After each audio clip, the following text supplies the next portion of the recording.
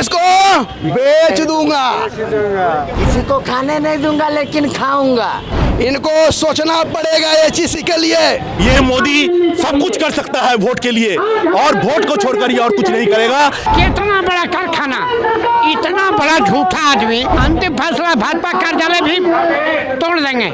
आज एचईसी के कर्मचारी सड़क पर उतर करके सरकार का विरोध कर रहे हैं, केंद्र सरकार का विरोध कर रहे हैं। और अभी एचईसी के जो कर्मचारी हैं, सभी कर्मचारी यहाँ पे बीजेपी कार्यालय को घेरने का काम किया और कह रहे हैं कि जिस तरह से केंद्र सरकार ने एचईसी के कर्मियों को ठगने का काम किया, पिछले 20 माह से वेतन नहीं दिया, उनके बच्चे आज भूखे मर रहे, उनके बच्चों को स्कूल से बाहर कर दिया गया। मजबूरन ये कर्मी चाय बेचने पर भी मजबूर हुए थे, लेकिन जब इनकी पेट पर लात मारी गई तो ये निर्णय लिए कि बीजेपी के जितने भी विधायक और सांसद हैं सभी का आवास घेरने का काम करेंगे। और आज इसका पहला शुरुआत है और पहला शुरुआत इन्होंने बीजेपी कार्यालय से किया। क्या कहेंगे सर? देखिए, आज 20-22 महीना हो गया है। आप खुद सोचिए कि आप लोग को अगर 1 महीना सैलरी नहीं मिलेगा तो क्या स्थिति होगा। आज 20 महीना से एचईसी के चाहे अस्थाई कर्मचारी हैं, चाहे सप्लाई कर्मचारी हैं, चाहे अधिकारी हैं, उनको सैलरी नहीं मिल रहा है। प्रबंधन द्वारा बार बार कहा जा रहा है कि ये हड़ताल है, लेकिन मैं आपको बताना चाहता हूं कि इसको हड़ताल का संज्ञा इसलिए नहीं देना चाहिए क्योंकि कर्मचारी अंदर काम करने के लिए आते हैं, उनको रॉ मटेरियल संसाधन नहीं दिया जाता है। आज कारखाना का ऐसा स्थिति है कि काम कराने के लिए पैसा नहीं है, मशीन पर काम थोड़ा बहुत है, लेकिन उनको रॉ मटेरियल नहीं दिया जाता है।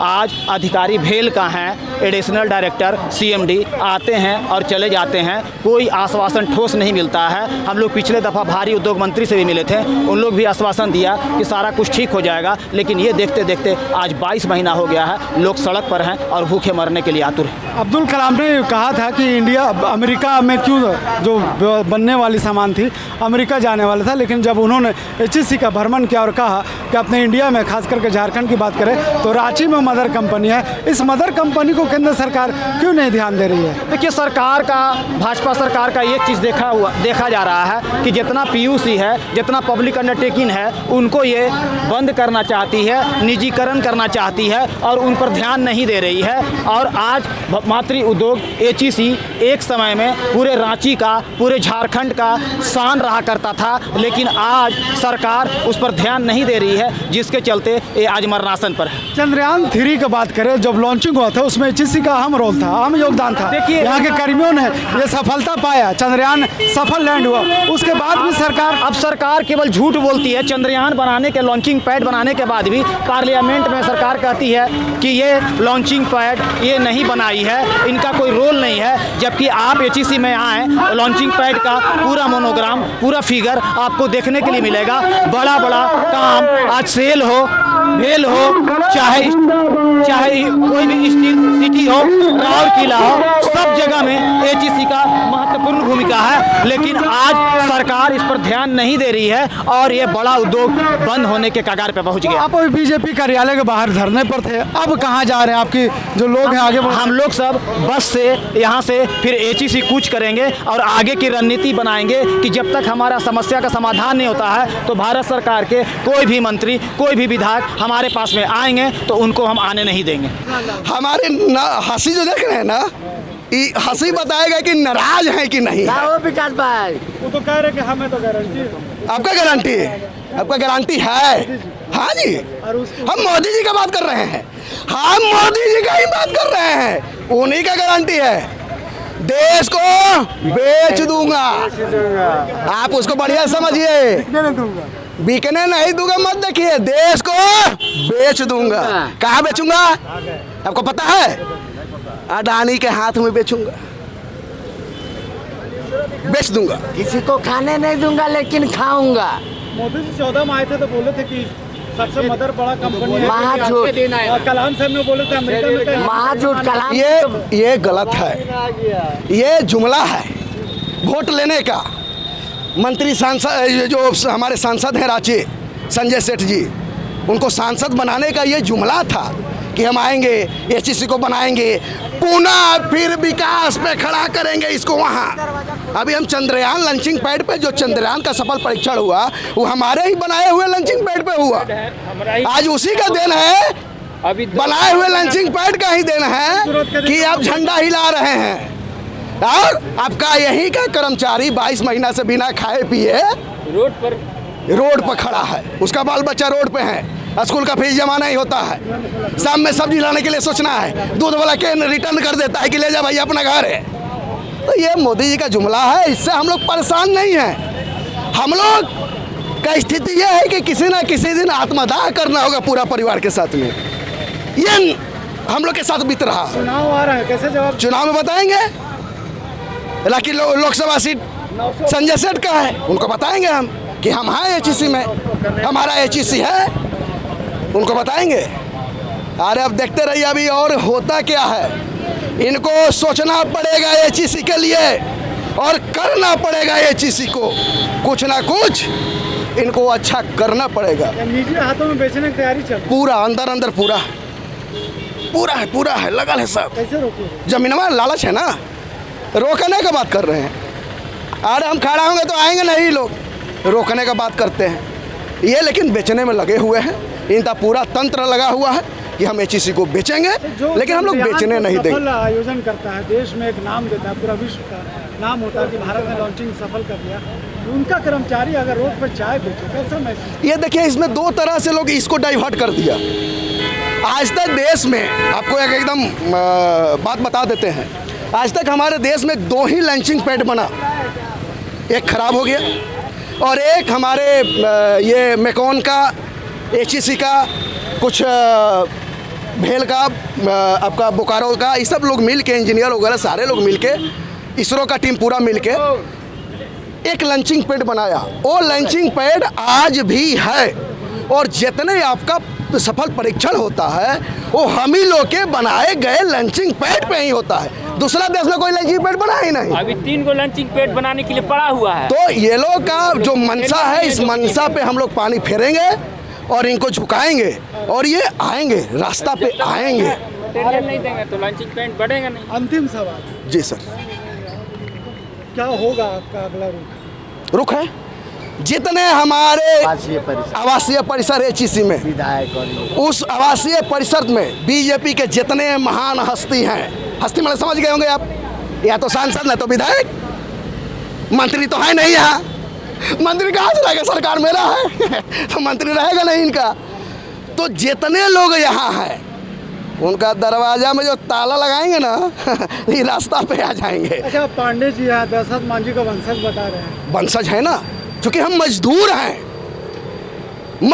इसलिए हम वंशज हैं। हम तो भगवान परशुराम का वंशज हैं, हमारे रग रग में भगवान परशुराम बसते हैं। हम तीनों टाइम पूजा करते हैं, दोपहर में अनाज जो भोजन करते हैं उसका पूजा करते हैं, सुबह जब अपने कारखाने में जाते हैं जिसका ताला बंद करवाए हुए हैं मोदी बाबा, हमारा सांसद, हमारा दलाल नवीन जायसवाल,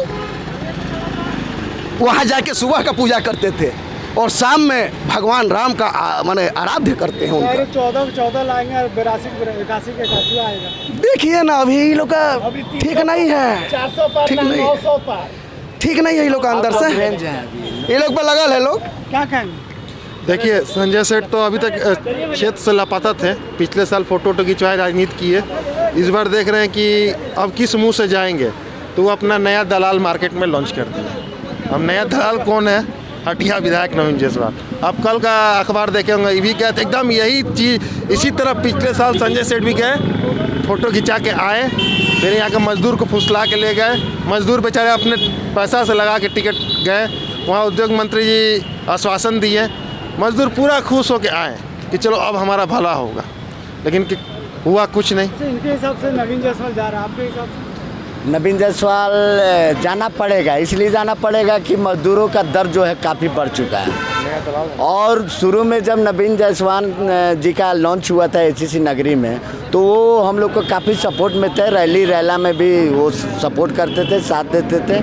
लेकिन अचानक वो बीजेपी में जब से गए, तब से एचईसी कर्मी लोग को वो साफ भुला गए, दरकिनार कर दिए। और कल पेपर में, अखबार में जो उद्योग मंत्री से ये लोग मिले हैं, सही बात है, बढ़िया बात है, मिले हैं तो मिले हैं। अगर सच्चाई है तो सच्चाई को आकर के एचईसी परिसर में उजागर तो करना है, ताकि मजदूर जो इतना दिन से आंदोलनरत है वो लोग के दिल में थोड़ा सा खुशी जाहिर हो। आंदोलन ये तो रुकेगा नहीं जब तक हम लोग का डिमांड पूरा नहीं हो जाता है। नया दलाल के काम अभी नवीन जायसवाल जी कर रहे हैं। संजय सेठ उनको सेट कर दिए हैं कि भाई तुम दलाली करो और एचईसी को उखाड़ फेंको। यही तो अभी हो रहा है। हम प्रमोद कुमार एचईसी सप्लाई करने। आप भी देख रहे हैं क्या कर रही है केंद्रीय सरकार, आप भी देख रहे हैं, रांची की जनता भी देख रही है। आज ये नौबत क्यों आया?